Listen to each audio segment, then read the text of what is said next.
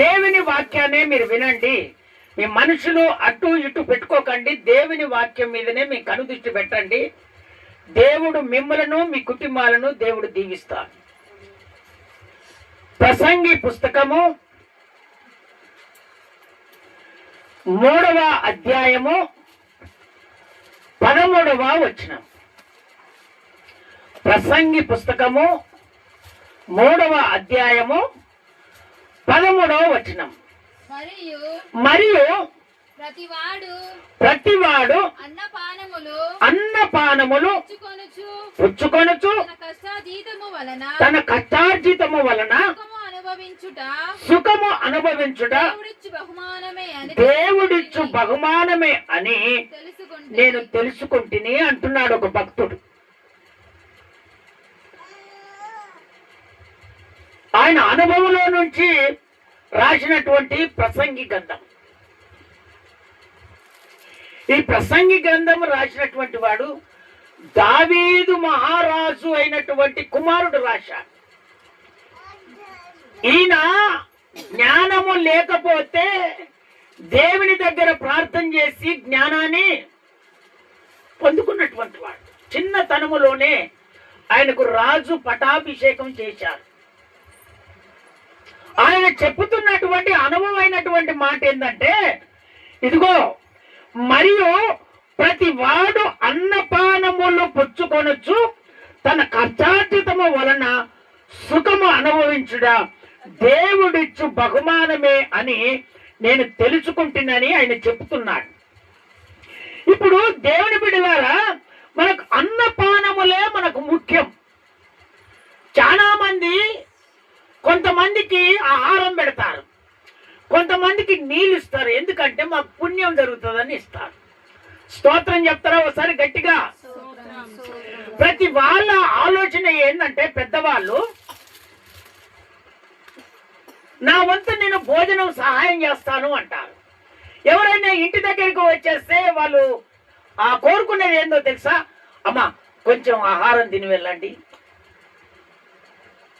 నేను తినొచ్చిన కొన్ని నీళ్ళను తాగిపోండి అని ఆ పెద్దవాళ్ళు ఇళ్ళ దగ్గరికి వెళ్ళినప్పుడు వాళ్ళు ఇచ్చే సలహా అది. ఎందుకంటే వాళ్ళ అనుభవంలో నుండి ఎలబడుతున్నటువంటి మాటలు అవి.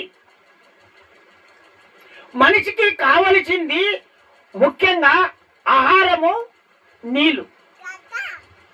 ఇవి ఖచ్చితంగా ఎప్పుడైతే మనం కుటుంబంలో మనకు ఉంటున్నాయో మన జీవితాలు సంతోషంగా ఉంటాయి. స్తోత్రం చెప్తారా ఒకసారి గట్టిగా? ఇంకొకసారి గట్టిగా చెప్తారా? అందుకనే వీటిని కష్టార్జితము ద్వారా నరులకు దేవుడిచ్చిన బహుమానమని, సుఖమని దేవుడు చెప్తున్నటువంటి మాట. ఈ అన్నపానములు మనకు కలగాలంటే మనం ఏం చేయాలంటే మొట్టమొదట కష్టపడాలి. కష్టపడితేనే మనకు అన్నం దొరుకుతుంది, నీళ్లు దొరుకుతాయి. మనకు ఆహారం లేకపోతే మనం ఏం పని చేయలేం కదా. అందుకనే మనకు ఏ కష్టమైనా సరే ఆ కష్టం చేసి మనము మన కుటుంబాలను, మన పిల్లలను పోషించుకునే వారిగా మనం ఉండాలి. కొంతమంది ఏం చేస్తారంటే, చిన్న కష్టం, చిన్న పని, ఏదో రోడ్లు ఊకటమే అనుకో, లేదా ఇండ్లలో పని చేసేదే అనుకో. కొంతమంది ఇండ్లలో పని చేస్తారమ్మా, పని చేసుకొని వాళ్ళు పెట్టిన ఆహారము ఇంట్లోకి తీసుకొని వచ్చి పొదుపు చేసుకొని ఆహారం తింటా ఉంటారు. కొంతమంది కూలినాలు పనులకు వెళ్తారు, కష్టపడతా ఉంటారు. కానీ చెప్పుతున్నటువంటి మాట ఏందో తెలుసా? మనిషి ఎప్పుడైనా ఏ కష్టం చేసినా కూడా ఆ కష్టాన్ని తగ్గట్టుగా సుఖం వస్తుందని చెప్తున్నాడు ఆయన. ఆ జ్ఞాని చెప్తున్నటువంటి మాట. ఏ కష్టమైనా నువ్వు చెయ్యి, కానీ ఉట్టిగా పొలం బోకల మాదిరిగా కష్టం చేయని మాదిరిగా కష్టం చేస్తుంటే కొంతమంది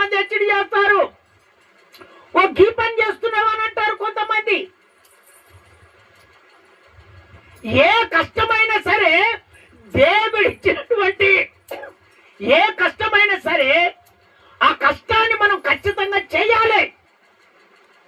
చేస్తే ఆ కష్టాన్ని బట్టి దేవుడు మనకు సుఖాన్ని ఇస్తాడు.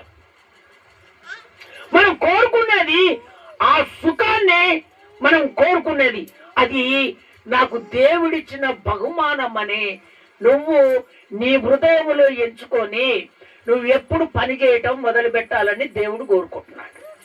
ఈ పని అది ఏ పని అయినా సరే ఈ పని నాకు దేవుడు ఇచ్చాడు అని ఎప్పుడైతే నువ్వు అనుకుంటావో నీ కుటుంబము ఇంకా ఆశీర్వాదంలోనికి వెళ్తుంది. కొంతమంది ఏం చేస్తారంటే దేవుని ముందర పెట్టుకోను నేనే కష్టపడ్డాను అంటారు. ఆ కష్టము ఎవరిచ్చారంటే దేవుడిచ్చాడు. దేవుడిచ్చిన కష్టము వలన మనకు సుఖం వస్తుంది. అందుకనే దేవుని బిడ్డలారా దేవుడు ఏ పని ఇచ్చినా కూడా ఆ పని దేవుడు నాకు ఇచ్చాడని ఎప్పుడైతే నువ్వు దేవుడు ఇచ్చాడని ఆ కష్టము ముందుకు ఆ పని చేసుకుంటూ దేవుడు ఇచ్చిన కష్టాన్ని నువ్వు ముందుకు పని చేసుకుంటూ వెళ్తావు. దేవుడు ఆ కష్టాన్ని బట్టి నేను సమృద్ధిలోనికి దేవుడు తీసుకొని వెళ్తాడు. స్తోత్రం చెప్తారా ఒకసారి గట్టిగా, ఇంకొకసారి గట్టిగా చెప్తారా?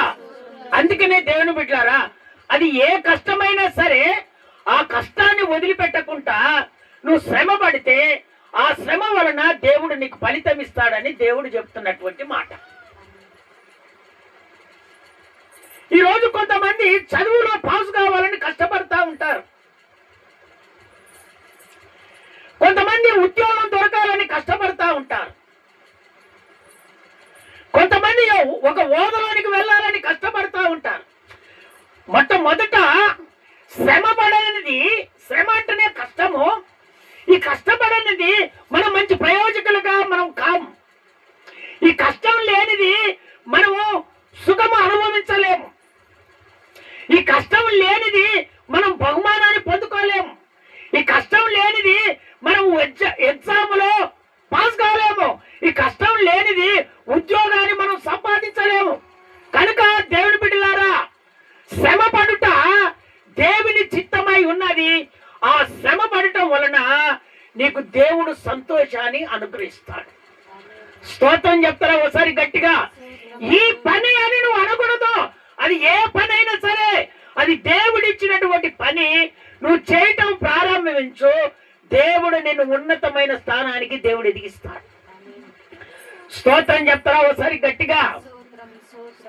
అందుకనే దేవుని బిడ్డలారా ఎప్పుడైనా సరే ఖచ్చితంగా దేవుడిచ్చినటువంటి పని ఆ పని మీదనే మనం దృష్టి పెట్టి ఆ పనిని ప్రారంభించు.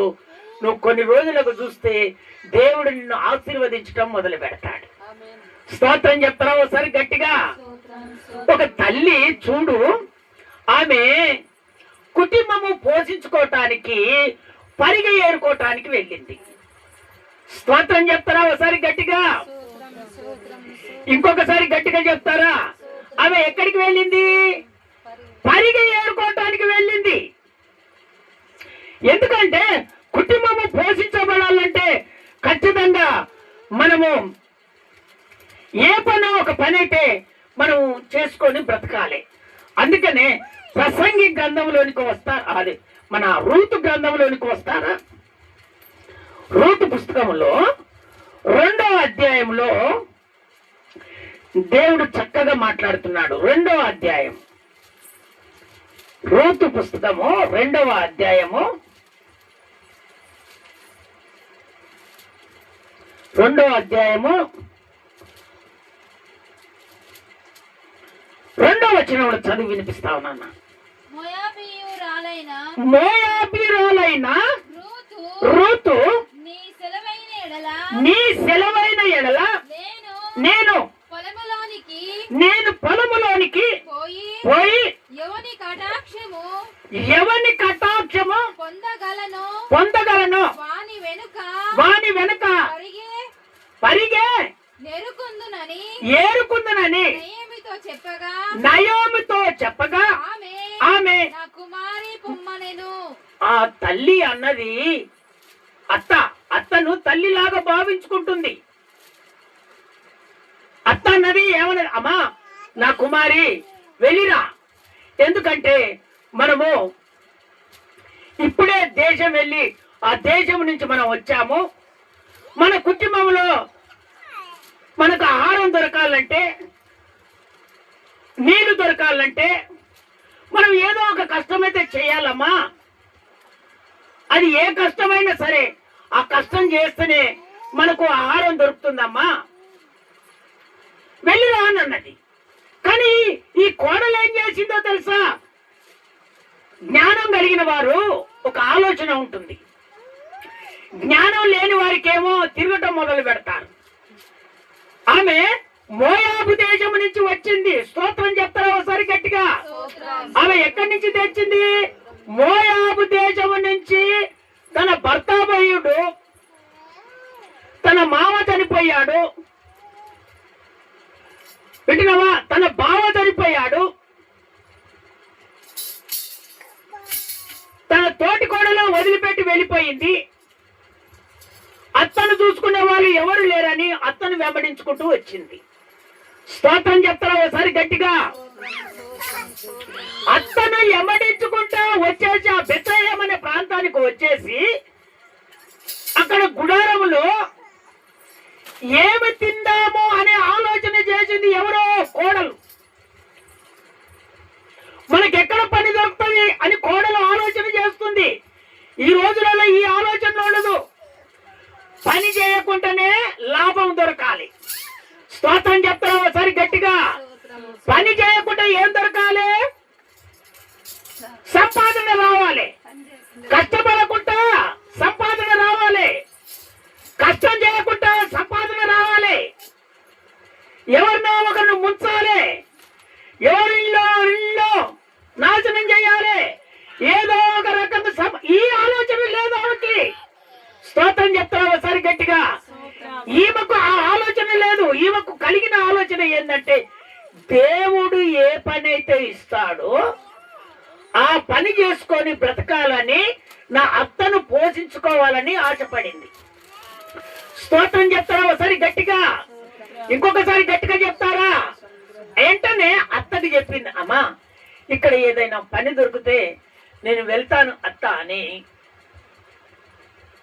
ఆ సమీప బంధువుడైనటువంటి ఆ పొలములోనికి వెళ్ళి ఆమె పరగ ఏరటం మొదలుపెట్టింది. స్తోత్రం చెప్తారా ఒకసారి గట్టిగా? ఇంకొకసారి గట్టిగా చెప్తారా? ఈ పరిగ ఏరటం మొదలు పెట్టిన తర్వాత దేవుడు ఆమెను కటాక్షించాడు. స్తోత్రం చెప్తారా ఒకసారి గట్టిగా? ఇంకొకసారి గట్టిగా చెప్తారా? ఆమెను లాస్ట్ కు దేవుడు ఏం చేశాడో తెలుసా? ఏ చేనులో అయితే, ఏ పొలములోనైతే పరిగ ఏరుకుందో ఆ ఆసామినే దేవుడు ఆమెకు పెళ్లి చేసి ఆ పొలాన్నే ఆమె చేతికి దేవుడు అప్పగించాడు. స్తోత్రం చెప్తారా ఒకసారి గట్టిగా? ఇంకొకసారి గట్టిగా చెప్తారా? కొంతమంది ఏం చేస్తారంటే దేవుడిచ్చినటువంటి పని అది ఏదో ఆ పని అయితే దాన్ని కొంతమంది ఏం చేస్తారంటే చేయలేక వదిలిపెడతారు. కొంతమంది ఏం చేస్తారంటే అమ్మ ఇది మైకులో పడుతుంది, దూరంగా కూర్చొని పెట్టి పిల్లలు వింటున్నారా? ఒక్కసారి స్తోత్రాలు చెప్తారా గట్టిగా? ఇంకొకసారి గట్టిగా చెప్తారా? అందుకనే దేవుని బిడ్డలారా, మనకు దేవుడు ఇచ్చినటువంటి పని అది ఏ పని అయినా సరే ఆ పని చేయటము మనం ప్రారంభించాలి. ఆ తర్వాత మన శ్రమను చూసేవాళ్ళు ఎవరో, మన కష్టాన్ని చూసేవాళ్ళు ఎవరో, పైన దేవుడు చూస్తాడు. అందుకనే దేవుని బిడ్డలారా, ఎప్పుడైనా సరే దేవుడిచ్చినటువంటి పనిని ప్రారంభిస్తే మనం ఖచ్చితంగా అది చిన్న పని మనం అనుకోకూడదు.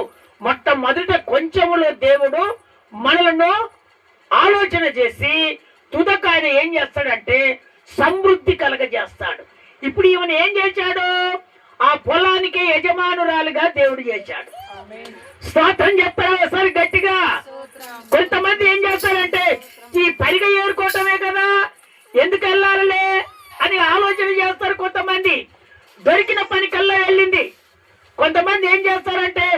ఏ పని దొరికితే ఆ పనికి వెళ్తూనే ఉంటారు. ఆ పనికి వెళ్ళినప్పుడు చిన్న చిన్నగా పని చేసుకొని దేవుని ముందర పెట్టుకొని సమృద్ధిగా కుటుంబాన్ని పోషించుకుంటారు. స్తోత్రం చెప్తారా ఒకసారి గట్టిగా? శ్రమ అనేది దేవుడు మనకిచ్చినటువంటి ఒక బాధ్యత. ఆ బాధ్యతను ఖచ్చితంగా నెరవేర్చాలి. చాలా మంది మరి ఈ విధంగా కష్టపడతారు కానీ ఆ కష్టపడినటువంటి ఇండ్లలో ఆనందం ఉండదు. కొంతమంది ఇండ్లలో, ఇంకో కొంతమంది ఇండ్లలో బాగా ఆశీర్వాదం కలుగుతుంది, చాలా ధనవంతులుగా ఉంటారు, కానీ ఆ కుటుంబంలో సంతోషం ఉండదు. కానీ దేవుడిచ్చినటువంటి కొంచెం పని అయినా కానీ ఆ పనిలో దేవుడు తోడుగా ఉంటాడు కాబట్టి అది మనకు సంతోషం కలగజేస్తాడు. స్తోత్రం చెప్తారా ఒకసారి గట్టిగా? బాధకు పోనీయదా కుటుంబము, నిందకు పోనీయదా కుటుంబాన్ని.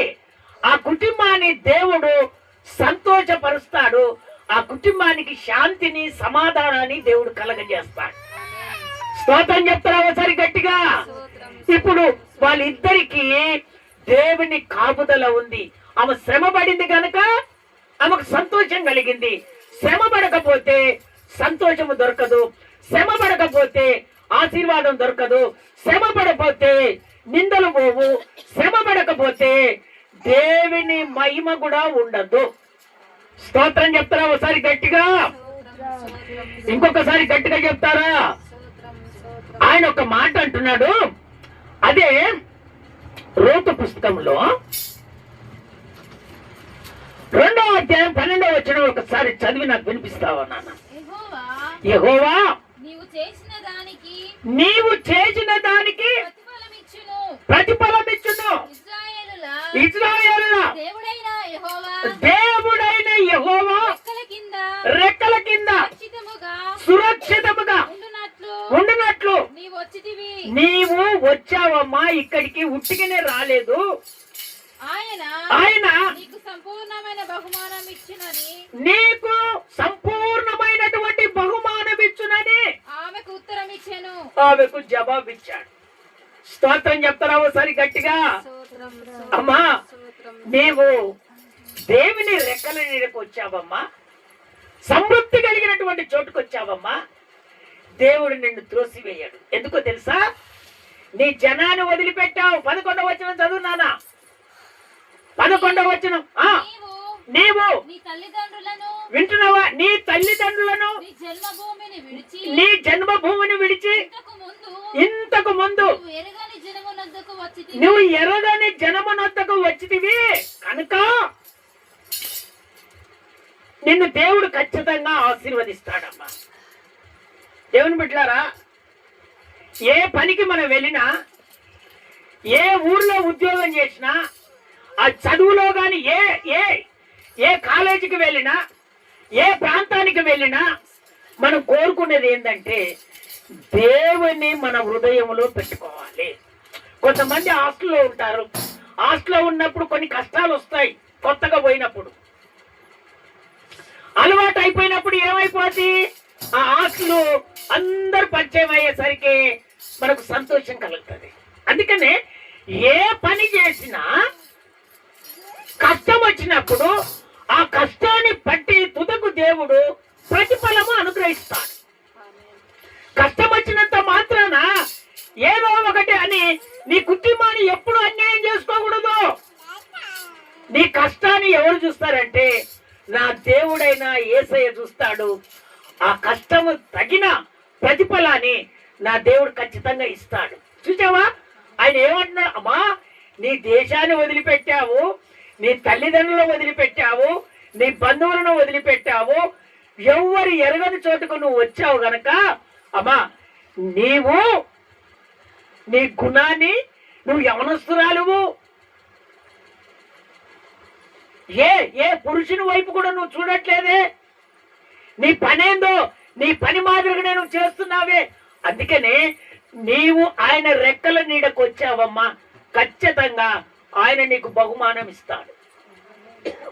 స్తోత్రం చెప్తారా ఒకసారి గట్టిగా? ఇంకొకసారి గట్టిగా చెప్తారా?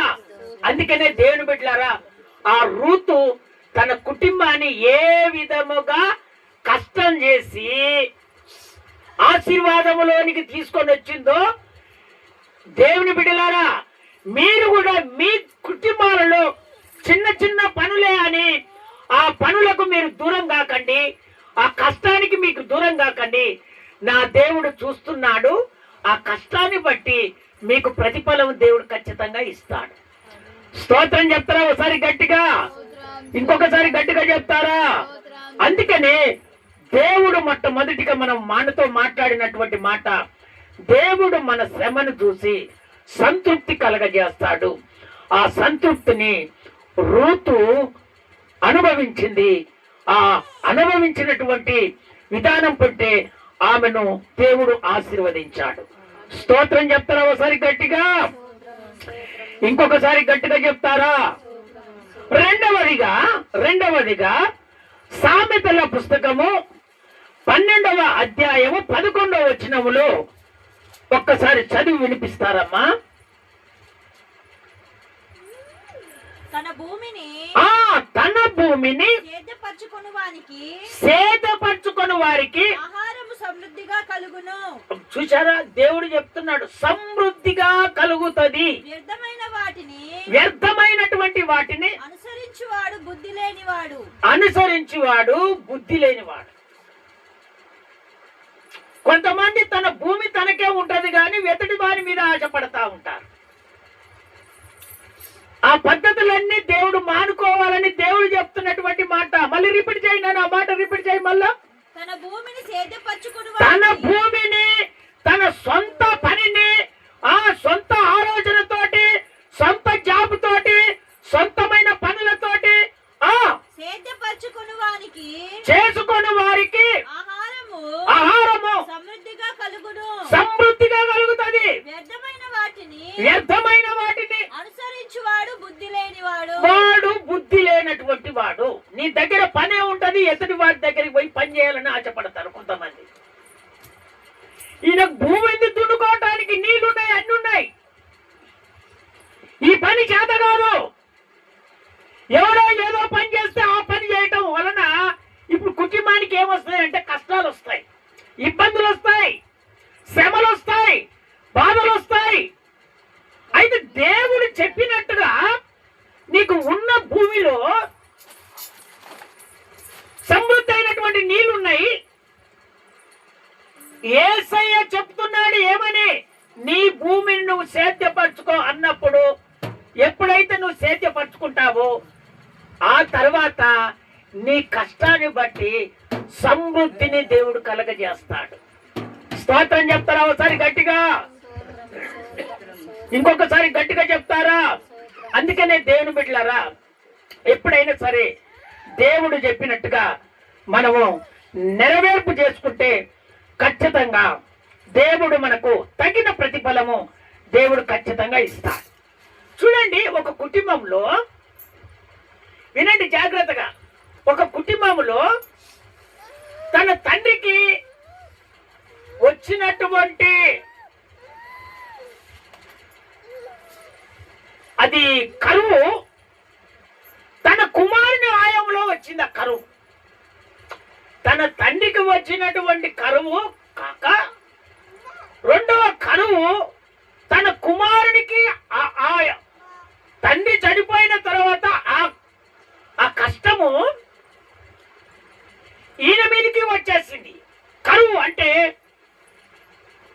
కరువు అంటే ఏమంటారంటే ఏ పనులు లేకుండా, పంట పొలాలు లేకుండా, వింటున్నారా దేవుని బిడ్డలారా, ఏ పని దొరకకుండా అప్పుడు మనకేమొస్తుంది? కరువు వస్తుంది.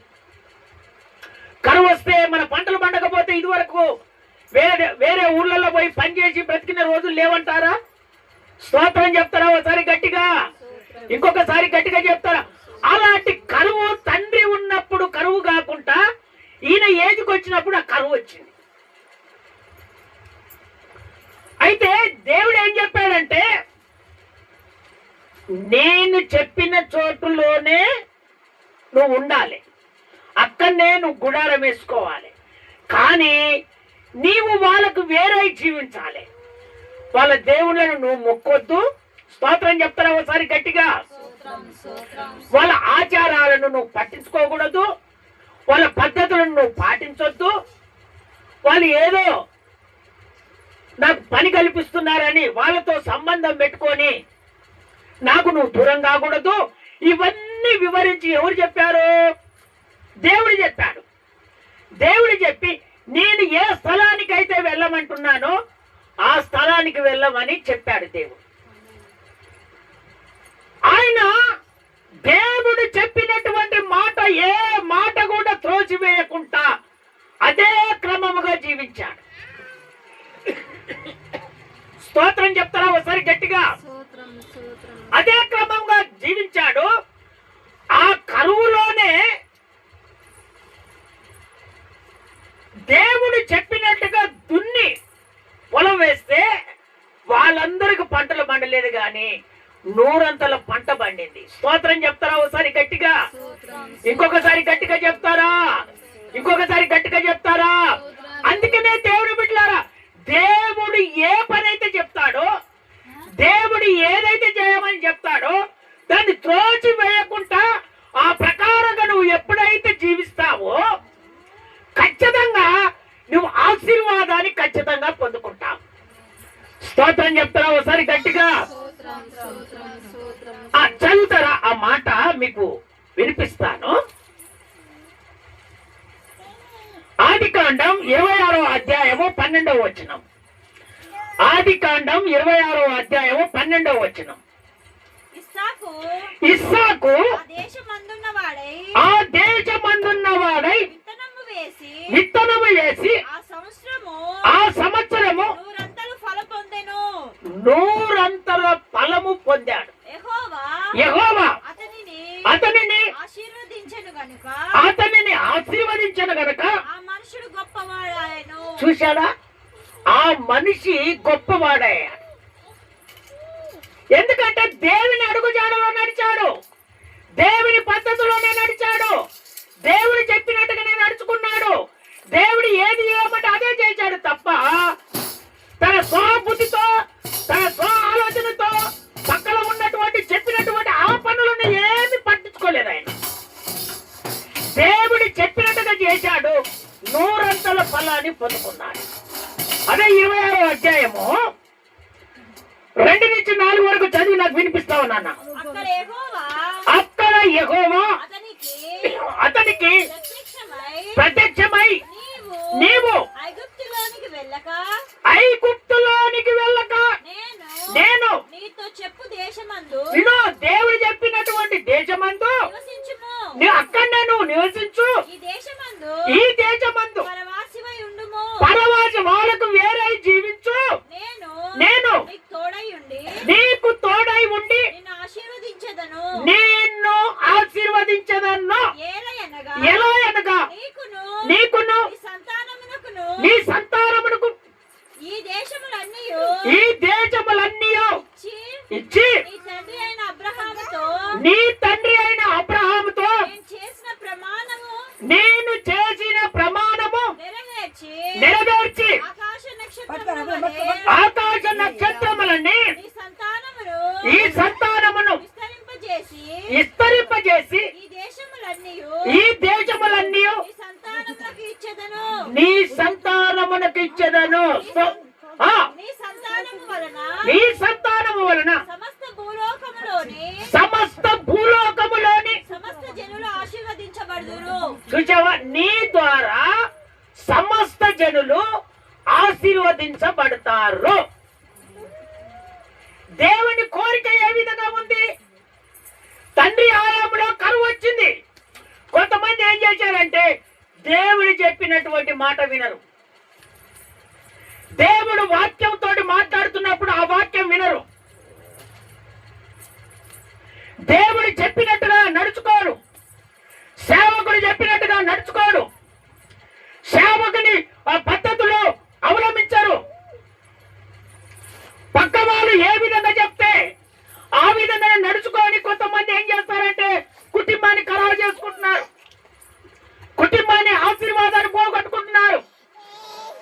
కుటుంబం దేవుడు ఆశీర్వదించాలని దేవుడు ఆశపడుతున్నారు.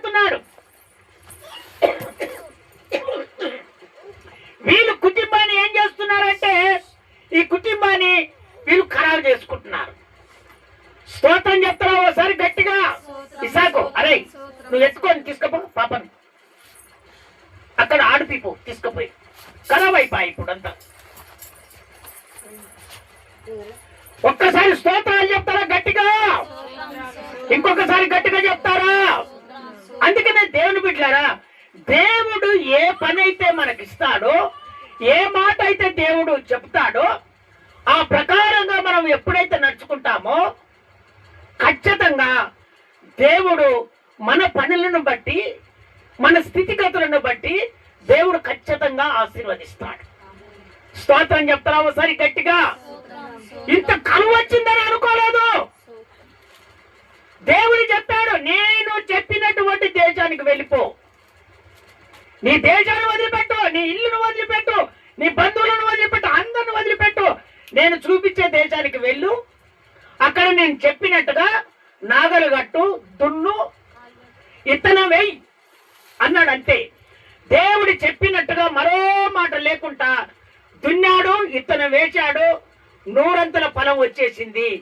అక్కడ ఉన్నటువంటి శత్రువులంతా కన్ను ఎవరి మీద పడిందంటే, ఇదిగో ఆ ఇస్సాకు మీద కన్ను పట్టింది. అబ్బా, ఇంత పొలం వేసినాం కానీ ఇంత పంట మాకు పండలేదు. అబ్బా, దేశం కాని దేశం నుంచి వచ్చాడు, ఊరు కాని ఊర్లో ఉండి 100 ఫలం పండించాడండి. వాళ్ళందరూ ఈయన మీద ఈర్చ పొందుకున్నారు.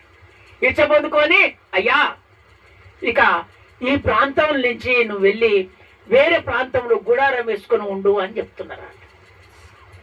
స్తోత్రం చెప్తారా ఒకసారి గట్టిగా? ఇంకొకసారి గట్టిగా చెప్తారా? అందుకనే దేవుని బిడ్డలారా, దేవుడు నిన్ను ఆశీర్వదించాలంటే, దేవుడు నిన్ను అభివృద్ధి పరచాలంటే నువ్వు కష్టపడాలి. దేవుడు ఏ కష్టమైతే నీకు ఇస్తాడో ఆ కష్టాన్ని బట్టి ఆయన ఇచ్చిన పని నువ్వు వదిలిపెట్టకుండా, అది ఏ కష్టమైనా సరే శ్రమపడు, బాధపడు. నువ్వు చేస్తున్నది ఎవరు చూస్తాడంటే, నా దేవుడైన యెహోవా నిన్ను చూస్తాడు. ఆ కష్టాన్ని బట్టి నీకు దేవుడు సమృద్ధి కలగజేస్తాడు. ఎప్పుడైనా సరే దేవుడు ఇచ్చినటువంటి ఏ పనిని పోగొట్టుకోకూడదు. నువ్వు ఏ పని ప్రారంభించినా కూడా దేవుడిచ్చింది, ఆ పనిని యేసయ్య నామములో నువ్వు చేస్తే దేవుడు ఖచ్చితంగా సమృద్ధి కలగజేస్తాడు. స్తోత్రం చెప్తారా ఒకసారి గట్టిగా? ఇంకొకసారి గట్టిగా చెప్తారా? అందుకనే దేవుని బిడ్డలారా, ఖచ్చితంగా భూమిని ఆయన వదులకుండా విశ్వాసముతో కష్టపడ్డాడు. భూమిని వదిలిపెట్టలే. దేవుడు చెప్పినటువంటి ఆ భూమి మీద నిలబడ్డాడు, విత్తనం వేశాడు, సమృద్ధి అయినటువంటి పంటను చూశాడు. అందుకనే మనకిచ్చిన ఏ పనైనా సరే మనం ఖచ్చితంగా ఆ పనిని మనం నెరవేర్చే వారిగా మనం ఉండును గాక. స్తోత్రం చెప్తారా ఒకసారి గట్టిగా? అదే ప్రసంగి పుస్తకంలోనికి వస్తారా? ప్రసంగి పుస్తకము